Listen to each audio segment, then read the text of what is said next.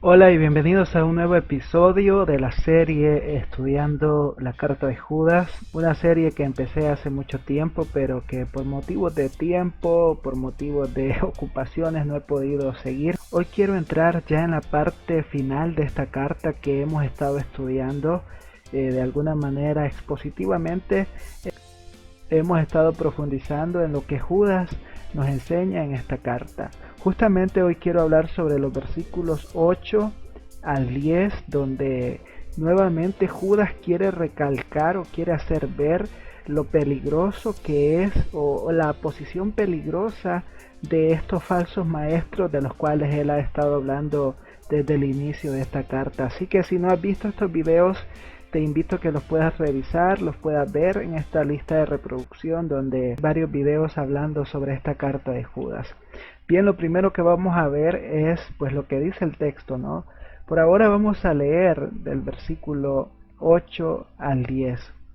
Dice la escritura: no obstante, de la misma manera también estos soñadores mancillan la carne, rechazan la autoridad y blasfeman de las potestades superiores.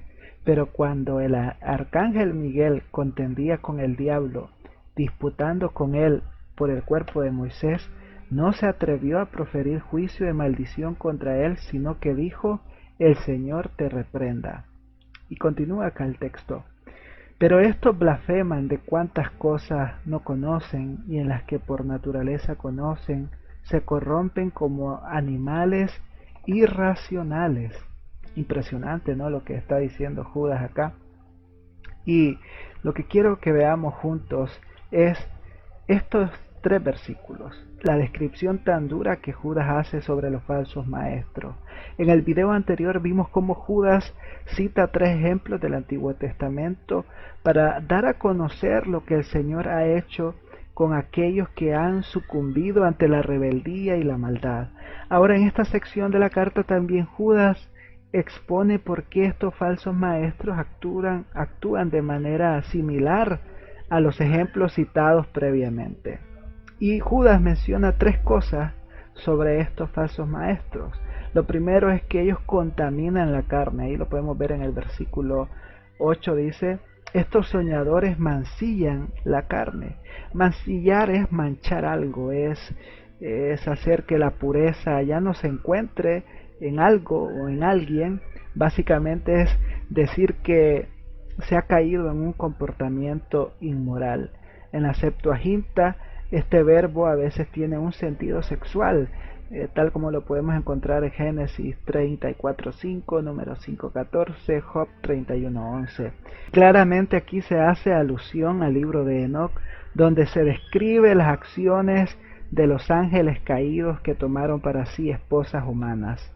De modo que estos falsos maestros, en vez de mostrar el fruto del Espíritu, viven o producen las obras de la carne. Es decir, a ellos no les importa, no les importa mentir a las personas, no les importa dañarlas, no les importa promover una especie de libertinaje inmoral. Y puede ser que hoy en día esté ocurriendo eso, ¿no? En diferentes comunidades cristianas donde hay maestros que incitan de manera indirecta a sus oyentes a vivir como quieran, porque de todas maneras eh, Dios nos ama, Dios nos perdona y vivamos con gozo, sintámonos bien, y se produce una ambigüedad que lo único que lleva, o a lo único que lleva a las personas es alejarse más del Señor. En segundo lugar, Judas dice que estos falsos maestros rechazan la autoridad. Lo leemos ahí siempre en el versículo 8, rechazan la autoridad. En este sentido, la autoridad se refiere a seres espirituales en otros lugares. Aquí probablemente se refiere a la autoridad divina que ejerce el Señor Jesús resucitado. A través de su estilo de vida pecaminoso, los falsos maestros rechazan el gobierno legítimo del Señor Jesucristo sobre toda la creación y obviamente sobre la iglesia. Dicho de otro modo, estos falsos maestros no quieren saber qué es lo que dice Jesús.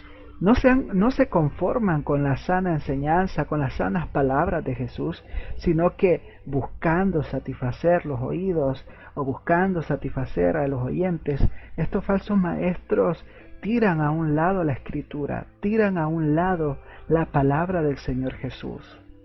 De manera que ahora podemos ver a falsos maestros diciendo muchas cosas que no las encontramos en las Escrituras, que no las enseña la palabra de Dios, pero como de todas maneras a la gente le gusta y las hace sentir bien, pues rechazan la autoridad de Jesús, rechazan de cierta manera la autoridad de las Escrituras también. Y eso es muy peligroso, eso es muy dañino para la vida cristiana. En tercer lugar, dice acá Judas que ellos blasfeman de las potestades superiores. En este contexto la blasfemia tiene el sentido más general de calumniar. Las potestades superiores son seres angelicados, llamados así por su apariencia radiante y gloriosa. Lo que Judas quiere decir no está del todo claro. Podría ser que los falsos maestros calumniaran a los ángeles buenos involucrados en dar la ley, o que hablaran sin ningún cuidado de los ángeles malos y su poder. Una determinación final es difícil en este tema, pero en cualquier caso, las acciones de los falsos maestros son de gran relieve para las del arcángel Miguel, tal como lo vemos en Judas 9. Dice acá que estos falsos maestros, en comparación a Miguel, el arcángel, pues se queda pequeño Miguel, ¿no?, para los atrevimientos que ellos tenían. Judas les llama a estos hombres los soñadores. Dios había advertido que los falsos profetas usarían los sueños para engañar a su pueblo. Deuteronomio capítulo 13, versículo 1 al 5. Y esto resultó ser cierto en la historia de Israel, tal como lo leemos en Zacarías capítulo 10, versículo 2. Los falsos maestros son similares a los falsos profetas en los días de Jeremías, quienes se dedicaron a la inmoralidad sexual y rechazaron la autoridad de Dios sobre la base de supuestos sueños. Esto lo podemos leer en el capítulo 23 de Jeremías. Encontramos entonces que se sigue una tendencia.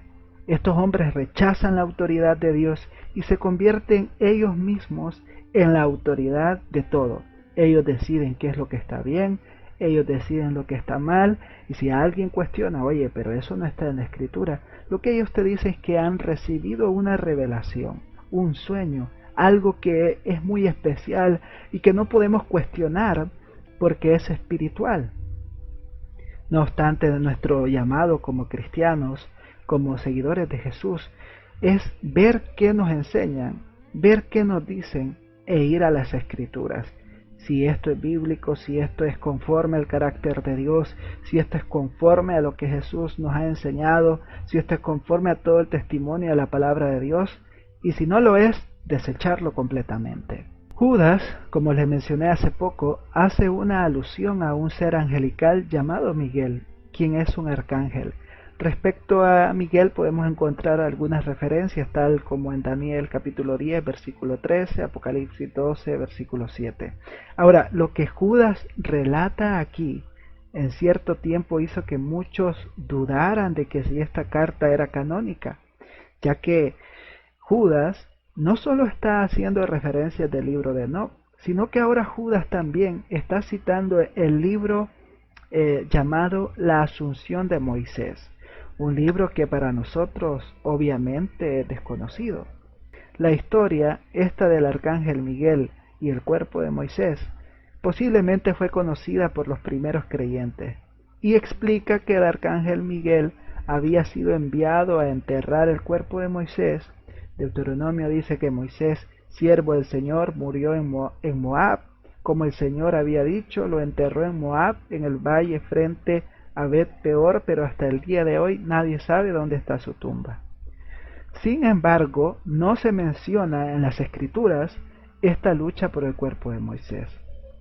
La pregunta es, ¿por qué Judas cita el libro La Asunción de Moisés? Si quieres saberlo, te invito a que puedas ser parte del siguiente video, donde seguiremos tratando estos versículos que nos encontramos acá en esta carta de Judas, hablando muchas cosas que despertarán nuestro interés por las Escrituras. Espero que me acompañes en el siguiente video para seguir aprendiendo más de la carta de Judas. Que Dios te bendiga.